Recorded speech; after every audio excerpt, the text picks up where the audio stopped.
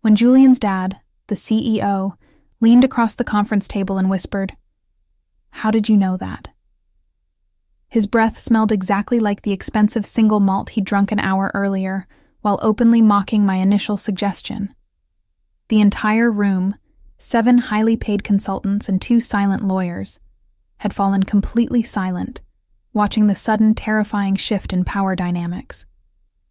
I pressed my knees together, fighting the urge to tuck my shaking hands under the mahogany table. He wasn't looking at the corrected data model anymore. He was looking straight into my eyes, and the raw, undisguised admiration there felt 1,000 times heavier than the previous condescension. This wasn't about the broken market algorithm anymore. This was personal, incredibly dangerous, and absolutely intoxicating. My routine was designed for maximum predictability, a quiet fortress against disappointment. Tuesday nights meant microwaved lentil soup, a stack of overdue library books, and the meticulous process of folding laundry while listening to true crime podcasts. My apartment? A functional but forgettable space on the 3rd floor of an old building near the financial district, was clean to the point of sterility. I liked it that way. Clutter invited chaos, and chaos, I had learned early, was expensive. My name is Amelia. I'm 31 and an analyst for a 3rd-tier logistics company, specializing in supply chain optimization, the kind of job where you are valued for being quiet, accurate, and consistently background noise. I had spent my entire adult life mastering the art of being reliably good, reliably invisible. Not in a sad, wallflower way, but in a pragmatic sense. Low expectations meant minimal risk. When the doorbell rang sharply at 7:45 p.m., I flinched, genuinely startled. Nothing unexpected ever happened at 7:45 p.m. It was Julian, my best friend since college, standing on my worn welcome mat. He looked harried, his normally perfectly tailored suit slightly rumpled. "Amelia, thank God you're home. Can you do me a monumental favor?" Julian was the golden boy, charming, privileged, effortlessly successful, and currently managing his father's sprawling multinational conglomerate, the same one that employed my logistics firm. Our friendship was based on shared history, mutual respect, and the clear understanding that our professional lives existed in entirely separate, non-overlapping orbits. Julian handled billion-dollar acquisitions. I optimized truck routes. He explained the crisis quickly. His father, Mr. Alistair Vance, the man who was practically a legend in the business world, was hosting a massive, last-minute emergency strategy meeting at their corporate headquarters downtown. Alistair had a crucial presentation file, a highly confidential one containing the core financial models for the whole next quarter, that Julian had left accidentally on his personal flash drive back at his family home. "I'm stuck here briefing the VPs," Julian said, running a hand through his expensive dark hair. "Dad is going to lose it if he doesn't have those numbers by 9 p.m. The driver is tied up. Could you, please, just swing by the house, grab the drive from my study, and deliver it directly to the corporate office? I know it's a huge ask, but you're the only person I trust with something this sensitive and time-critical." I looked at my soup, cooling on the counter, and then at Julian's genuinely distressed expression. I hated disrupting my routine, but I couldn't say no. Not to Julian, and certainly not when the reputation of his father's company, a company I indirectly relied on for my own salary, was at stake. "Give me the keys and the alarm code," I sighed, pulling on the jacket I'd just taken off. "Just tell me where exactly the drive is." I felt the familiar pull of obligation, the quiet satisfaction of being useful, even if it was just in the capacity of a high-speed corporate errand runner. This was exactly the kind of predictable, low-stakes crisis I was good at handling. I had no idea I was about to walk directly into the crucible. Julian's family estate was situated in the exclusive hills overlooking the city, a 10-minute drive that felt like crossing into a different economic stratosphere. The security gate slid open silently after I punched in the code, revealing a long, winding driveway framed by meticulously manicured landscaping. I drove my modest 8-year-old sedan past fountains and statues, feeling increasingly out of place. This was a world built on inherited wealth and sheer aggressive power. Everything I spent my life quietly analyzing from a distance. The house itself was less a house and more a discreet fortress of glass and stone. It felt empty, hushed. The only light visible was a soft glow spilling from Julian's study on the second floor. I let myself in using the key Julian had given me, the heavy oak door clicking shut behind me with an almost theatrical solidity. The air inside was cool and smelled faintly of leather, expensive wood, and that particular scent of a house that is always clean, but never truly lived in. I climbed the sweeping marble staircase, feeling a strange mix of intruder and reluctant savior. Julian's instructions were precise. The mahogany desk in the corner, the small silver flash drive clipped to the edge of the lamp base. I found it immediately and slipped it into the zippered pocket of my jacket. Mission accomplished.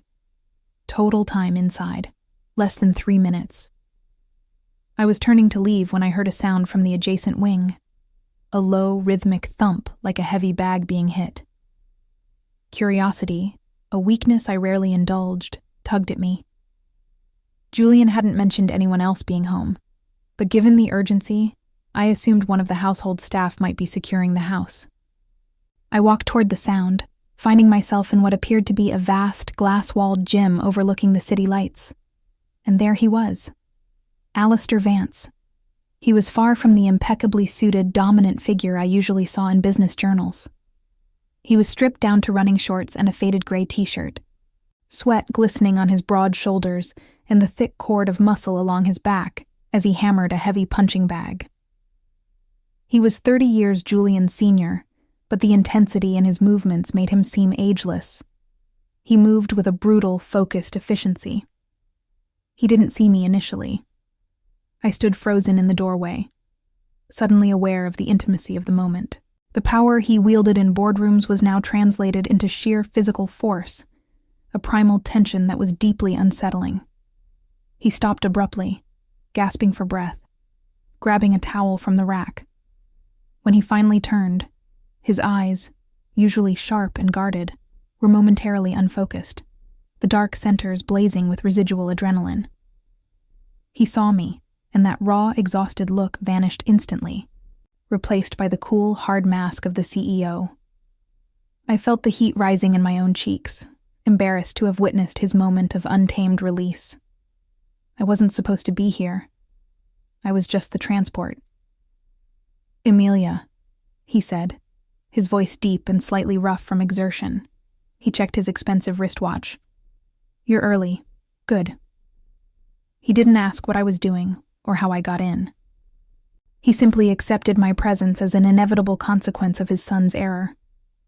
I held up the flash drive like a peace offering. "Julian asked me to drop this off at headquarters," I explained, trying to keep my voice steady. I was just on my way. I was ready to leave, to disappear back into my predictable routine, but he just shook his head, toweling the sweat from his neck. "Don't bother," Alistair said, walking toward a small, built-in drinks bar. "The meeting has been moved here. The consultants are due in 30 minutes. You saved Julian a trip, not me. But since you're here, you might as well stay. I need to make sure this drive is formatted correctly before I put it on the main server." Julian isn't known for his meticulousness. He paused, looking at my hands, which were still gripping my purse strap tightly. "Don't look so terrified, Emilia. It's just work. Can you run me through the file architecture quickly? I haven't seen the final iteration." My pulse hammered. I was supposed to be folding laundry. Now I was about to look over the financial blueprint of one of the world's most powerful companies, standing in a glass-walled gym with its half-naked, intensely intimidating owner. This wasn't just circumstantial. This felt like an accidental collision. Alistair Vance, even in his state of sweaty post-workout exertion, was a force field of authority. He moved with a practiced economy of motion, every gesture deliberate. He wasn't overtly handsome in a conventional Hollywood way, but his presence was magnetic. It was the kind of magnetism that came from having controlled outcomes for 40 years. He led me out of the gym and into a massive home office that felt more like a command center. He sat at the imposing desk and motioned for me to use the chair directly beside him. I was suddenly enveloped by his scent, not just sweat, but something sharper, expensive, and distinctly masculine, a blend that was both overwhelming and strangely grounding. As I plugged the drive into his personal server, I tried to focus only on the data structure. My job was logistics. His world was global finance. I was an observer of complexity. He was the creator of it. The power distance between us was vast and clearly defined, reinforced by the fact that he was Julian's father, a figure of familial and professional reverence. He was untouchable, both personally and professionally. He leaned in as I navigated the directories, his elbow brushing mine momentarily as he pointed to a folder name. The touch was accidental, but my skin reacted instantly, a tiny electrical shock traveling up my arm. I pulled my hand back quickly, blaming the mouse pad. Julian organized this like a teenager's bedroom, Alistair muttered, his deep voice rumbling low in his chest. Everything nested 3 levels deep. He tends to overcategorize sensitive data, Mr. Vance, I replied, keeping my tone formal and professional. It's a security habit. A habit that wastes precious time, he corrected. Not harshly, but with the weary impatience of someone who constantly operates on the razor's edge of efficiency. He watched me with intense focus as I finally opened the massive presentation file, the core projection for the quarterly market entry into the Asian-Pacific region. I ran a quick integrity check on the main spreadsheets. Everything looked sound. I knew enough about his company's structure to understand the magnitude of these numbers, but I kept my analysis strictly to the technical framework. I was the technician, not the strategist. There it is, he said, tapping the screen where a multi-million-dollar loss projection was displayed. That section. The consultants have spent 3 weeks trying to plug that hole. It's a systemic bleed we can't account for, a consistent delta in projected consumption versus actual fulfillment. He leaned back slightly, crossing his arms over his powerful chest, his expression unreadable. It's infuriating. We've optimized every variable we can control. The error must be external. Or internal, but disguised as external, I suggested reflexively, purely from my analyst's instinct. The moment the words left my mouth, I regretted them. I was stepping over the line. I was supposed to deliver the drive and leave. I wasn't supposed to offer opinions to Alistair Vance. He didn't get angry.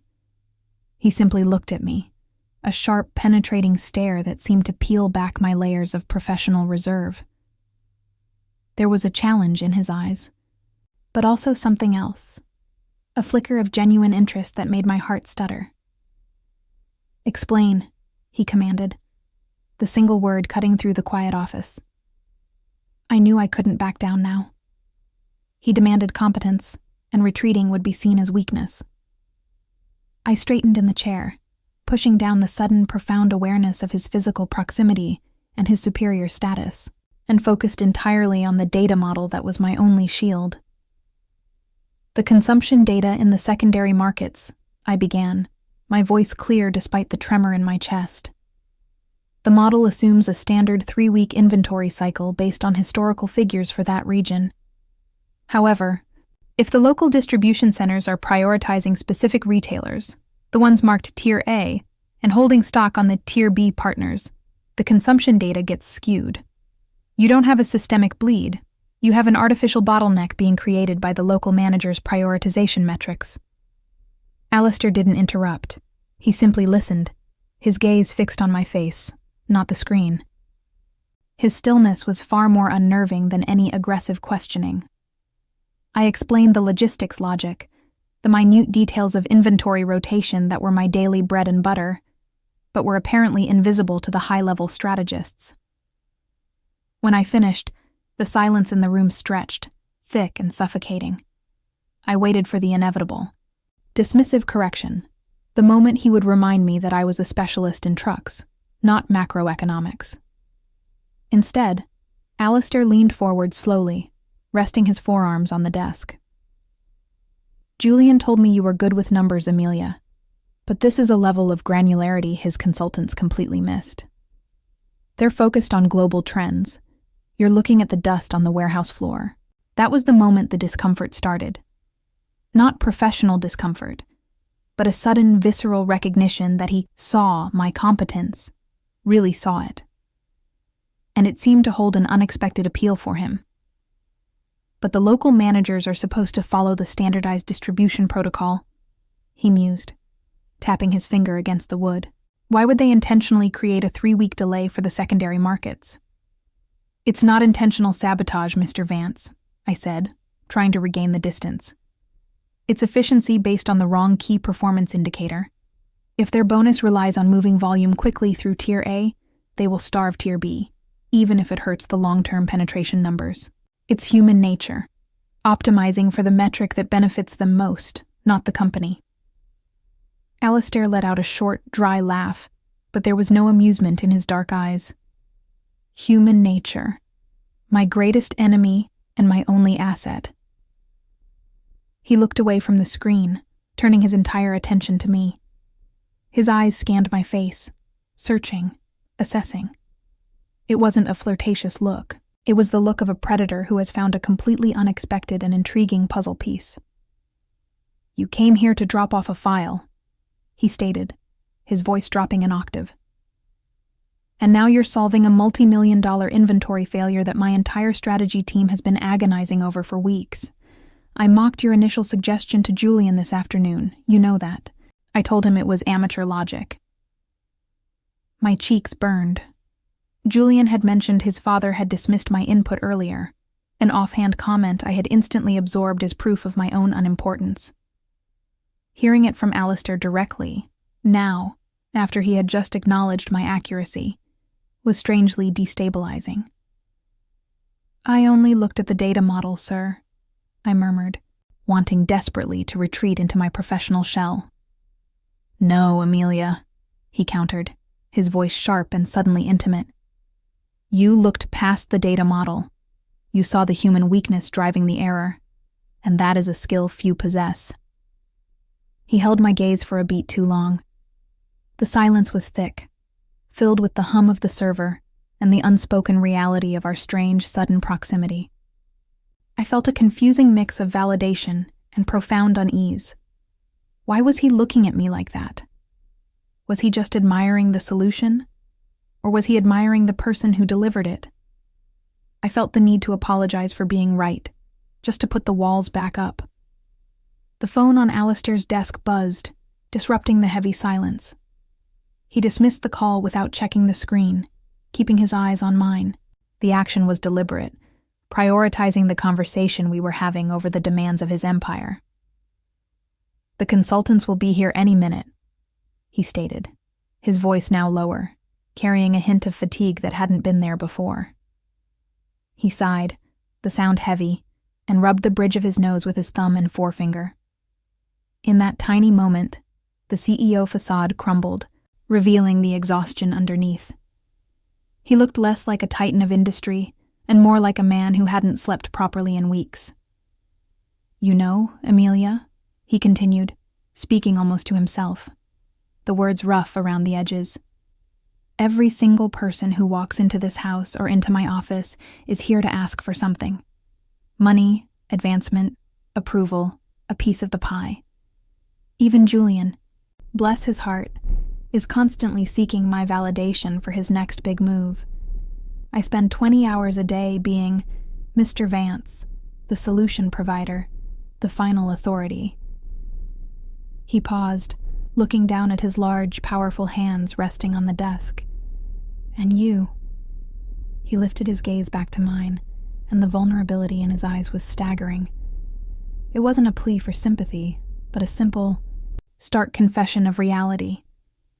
You just walk in, solve a complex problem without being asked, and expect nothing in return but to leave as quickly as possible. You didn't even stay for a drink, did you? You were ready to run back to your quiet life the second the flash drive was delivered. I was completely thrown off balance. This was not the Alistair Vance I knew, the man who dominated every room. This was a man confessing to a profound high-altitude loneliness. It was a terrifying inversion of our assumed roles. I, the invisible analyst, was suddenly privy to the exhaustion of the Emperor. I value my routine, Mr. Vance, I managed to stammer out, feeling the need to explain my mundane life as a virtue. I find comfort in knowing what comes next. He nodded slowly. Comfort. That's a luxury I gave up a long time ago. Everything here, the houses, the company, the status, it all requires constant maintenance, constant vigilance. If I drop the ball for a second, 1,000 people are ready to grab it and run. He gave a humorless smile. My mistake was thinking that my strategy team, those highly paid minds, were immune to the human error of optimizing for self-interest. You saw it because you aren't one of them. You operate on a different scale. His eyes narrowed slightly, but the intensity was now softer, more curious. I asked the consultants if they considered the micro-level distribution lag. They laughed. They said it was beneath the scope of strategic analysis, and they missed the forest for the satellite image. But you saw the dirt on the roots. My breath caught. It was the most profound validation of my entire career, spoken in a moment of utter exhaustion by the one man who didn't owe me anything. In that moment of shared, quiet understanding, me recognizing his pressure, and him recognizing my inherent worth, the power dynamic shifted entirely. Socially, he was still Alistair Vance. Emotionally, he had just put himself on the same unstable ground as me. The consultants are pulling up the drive now, he announced, checking the clock again. They'll be in the East drawing room momentarily. Julian will join us via video link. Since you provided the key insight, Amelia, you need to be here to explain the solution. I'm not letting them take credit for your logic. I opened my mouth to protest, to insist I needed to go, that my place was not in a room full of titans. But the look he gave me, part command, part plea, stopped the words. He didn't just want me there for the data. He wanted me there, next to him, as a shield against the mediocrity he was about to expose. The ensuing hour in the drawing room was a blur of spreadsheets, irritated consultants, and Alistair Vance at his most commanding. He didn't just present my analysis. He forced me to defend it, standing beside me as I explained the logistics loophole to 7 increasingly sullen professionals. Julian watched via the video screen, his jaw dropping when he realized his father had brought me, the quiet friend, into the core strategic meeting. When I finished my explanation, detailing exactly how the localized KPI metric was cannibalizing their Asia-Pacific growth, the room was silent. Alistair simply nodded, cutting off any debate. Amelia's assessment is accurate. We will implement her corrective strategy immediately. Meeting adjourned. The relief that flooded me wasn't about the professional validation. It was the intense, physical release of surviving that pressure cooker. I was shaking faintly as the consultants packed up their expensive laptops, their faces masks of carefully controlled outrage. Alistair didn't let me go immediately. He steered me away from the departing group and into the cavernous, immaculate kitchen. He didn't turn on the harsh overhead lights, leaving the room illuminated only by the soft glow of the under-cabinet LEDs. It felt secluded, a small island of calm in the midst of his controlled chaos. "Tea?" he asked, already moving to the elaborate machine, the movement of his large frame surprisingly graceful. "Just water, thank you," I replied, leaning against the cold marble counter. We stood there for a few minutes while he prepared the tea, a rare black blend, judging by the aroma. The silence was profound, but it wasn't awkward. It felt necessary, a chance to simply exist after the intense scrutiny we'd just faced. It was the safest I had felt since I walked into the estate. "I need to apologize properly," Alistair said, without looking up. He placed the steaming mug on the counter, facing away from me. "Earlier today, when Julian mentioned your suggestion about the inventory lag, I was dismissive. I assumed it was simple, surface-level observation. I shouldn't have done that. "It's all right, Mr. Vance," I said softly. It was an assumption based on my position, not my insight. He turned then, resting his back against the counter, holding his mug. "No, it was an assumption based on my arrogance. I've been running on the fumes of my own success for too long, expecting the answers to be grand, complex, and expensive. You reminded me that sometimes the truth is just staring you in the face, hidden in the mundane details." He looked tired again, the brief spark of professional dominance completely extinguished. "Thank you, Amelia. Truly. You saved us a massive headache and an even bigger blunder." "I was just doing what Julian asked," I demurred, looking at the floor. "No, you weren't," he insisted gently. "Julian asked you to deliver a flash drive. You delivered the solution. There is a difference." He took a slow sip of his tea, his eyes meeting mine over the rim of the mug. The connection was quiet, honest, and stripped of the usual corporate performance. He wasn't the CEO. I wasn't the logistics analyst. We were just two people standing in a quiet, beautiful kitchen, sharing a moment of genuine relief and respect. It was the first time I felt truly seen, not for my function, but for my core competence, my hidden strength.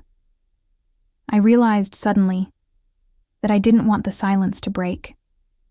I wanted to stay right there, in the dim light of his private kitchen, wrapped in this unexpected fragile intimacy.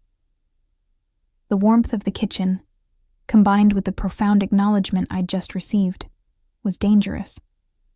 It was a potent cocktail that dissolved the hard lines of my self-control. I felt a sudden, desperate urge to retreat, to slam the door on this unexpected intimacy before it complicated everything I had built. I put my glass down, the click echoing too loudly on the marble. "I really should go, Mr. Vance. It's getting late, and I still have my work in the morning." He didn't move from the counter. He didn't try to physically stop me, but his presence, the weight of his gaze, was just as effective. "Amelia, wait." The professional distance I desperately tried to maintain suddenly felt impossibly fragile. He was Julian's father. Julian was my best friend. The social geometry of the situation was impossibly complex, and every fiber of my responsible, risk-averse nature screamed, "Stop." Nothing good comes from blurring these lines. I had a perfectly functional life, quiet and contained. Why jeopardize my stability, and potentially my friendship with Julian, for a fleeting, intense moment of validation from a man who existed on a completely different plane? "I mean it," I insisted, moving toward the kitchen door. My hands were beginning to sweat again. "Thank you for letting me help with the file. Good night, sir." Alistair pushed himself off the counter, taking a single, measured step toward me. He didn't close the distance entirely, but the slight movement was enough to capture my full attention. "You're running," he observed, his voice soft, but edged with an undeniable certainty. "Why? Because you realize that after tonight, this isn't just about spreadsheets anymore?" My heart hammered against my ribs. He saw it all. He saw the panic, the internal conflict, the sudden, terrifying recognition of an attraction that had absolutely no business existing. "It has to be about the spreadsheets, Mr. Vance," I managed, my voice strained. "That's what's safe. That's what's clean. Anything else? It's too messy. You're my best friend's father. You are my firm's biggest client's CEO. I value my connection with Julian. I value my job. I cannot risk those things." He listened, letting me lay out all the logical, professional, and moral barriers. He didn't argue against any of them. He simply studied my face, allowing the full weight of my fear to settle in the space between us. "You think I don't see the mess?" He countered quietly, finally taking a step closer, reducing the gap to a hair's breadth. "Amelia, My life is nothing but mess. Calculated risk masquerading as control. I know exactly what the stakes are. I know the rules. His proximity was overwhelming. The sharp, clean scent of his skin and the residual hint of expensive scotch made my head spin. I could see the tiny lines of fatigue around his eyes, the ones that made him seem human, accessible. I had to look up to meet his intense gaze, and that slight tilt of my head felt like an act of submission. "Then help me maintain those boundaries," I pleaded softly, fighting the magnetic pull that was urging me to stay. "Please, let me go back to being the logistics analyst who is great with numbers, and nothing more." I was asking him to put his own powerful walls back up, to revert to the untouchable CEO. But he seemed intent on staying precisely where he was, vulnerable, present, and dangerously close. I waited for him to step back, for the predictable, dignified dismissal that would allow us both to forget this intense hour. Instead, Alistair Vance took my hand, carefully, deliberately. He didn't grip it tightly. He simply held my palm open, running the rough pad of his thumb over the sensitive skin of my wrist. The small contact felt like an earthquake. "You're talking about boundaries, Amelia," he murmured, his eyes locked on our joined hands. "And I respect them. But boundaries are external. They are lines we draw around ourselves for safety. What happens when the truth is already inside the line?" I couldn't breathe. I tried to pull my hand away, but he held it gently, yet firmly. He lifted his gaze back to my face, and the intensity I saw there was devastating. It wasn't the CEO's scrutiny. It was a hungry, personal focus. "You think tonight was about the flash drive. You think it was about the inventory solution. It was, superficially. But I've been aware of you for 3 years, Amelia." The words hit me with the force of a physical blow. 3 years. "I've seen you at every corporate function Julian drags you to," he continued, his voice dropping to a low, gravelly confession. "I see you standing in the corner, always listening, never speaking unless you have something genuinely insightful to contribute. You are the quietest person in the room, and yet you are the only one whose presence feels solid." My mind raced, trying to process this revelation. He, the man who saw thousands of people a year, had noticed me. The woman who worked hard to be invisible. "I watch you," he admitted, the words raw, unadorned. "You carry yourself with a responsibility that none of the flashier people around me possess. When you presented the logistics brief to us 6 months ago, you didn't use jargon or spin. You presented cold, hard, verifiable truth. That level of integrity is rare, Amelia. And it's dangerous to me because it's the only thing I can't buy or negotiate or manipulate." He finally tightened his grip on my hand, pulling me fractionally closer. The air crackled with unspoken possibility. "I know the risk. Julian. The company. The age gap. I see all the spreadsheets of consequence," he said, his voice husky. "But when you walked into that office tonight, and you looked at the problem with that clear, unfazed intelligence, you were the first person in months who made me feel like the pressure might actually lift. Not because you solved a problem, but because you made me feel like I was talking to a genuine equal, someone who sees the reality behind the facade." He paused, looking directly into my stunned, wide eyes. This was the moment. The clean, simple, earth-shattering statement that validated all the tension. "I don't want you to run back to your quiet life, Amelia," he said, his voice absolute. "I want to know what happens when the woman who only speaks the truth stops pretending I'm just Julian's father. I see you, Amelia. I choose you. And I have been waiting for you to look up long enough for me to tell you that." My carefully constructed reality splintered. The entire world narrowed down to the heat of his hand enveloping mine and the truth in his dark, unwavering eyes. I felt exposed, stripped bare of my professional armor and my protective invisibility. He hadn't just acknowledged my competence. He had claimed me, in a way that felt both terrifying and profoundly exhilarating. I couldn't summon a witty retort or a decisive declaration. The fear was still a hard knot in my stomach, but beneath it, a desperate, long-buried hope began to unfurl. This was the extraordinary I had trained myself not to expect. "I don't know what to say, Mr. Vance," I whispered, the formality of the address feeling ridiculous given the emotional chasm we had just crossed. My voice sounded weak, fragile. "Alistair," he corrected, his thumb brushing my skin again. "Use my name, Amelia. Start there." I closed my eyes for a moment, letting the sound of his name resonate in my mind. Alistair. The name of the man who held the key to my stability, and now, apparently, the key to a future I hadn't dared to imagine. I opened my eyes and met his gaze, forcing myself to be as honest as he had been. "Alistair, I am scared. Truly. This is impossible. I am nobody compared to the world you operate in. And Julian." I trailed off, unable to voice the gravity of the betrayal I felt looming over Julian. "Julian is a good man, Amelia. But Julian does not define your life, or mine," Alistair stated, his tone firm, cutting through my guilt. "I am not asking you to disregard the complexity.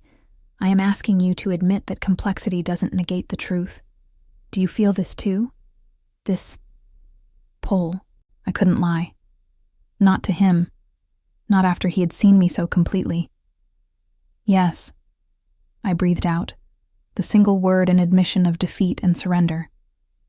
"Since the moment I walked into that gym and saw you, not as the CEO, but as a man under pressure, I felt a recognition, a ridiculous, inconvenient recognition."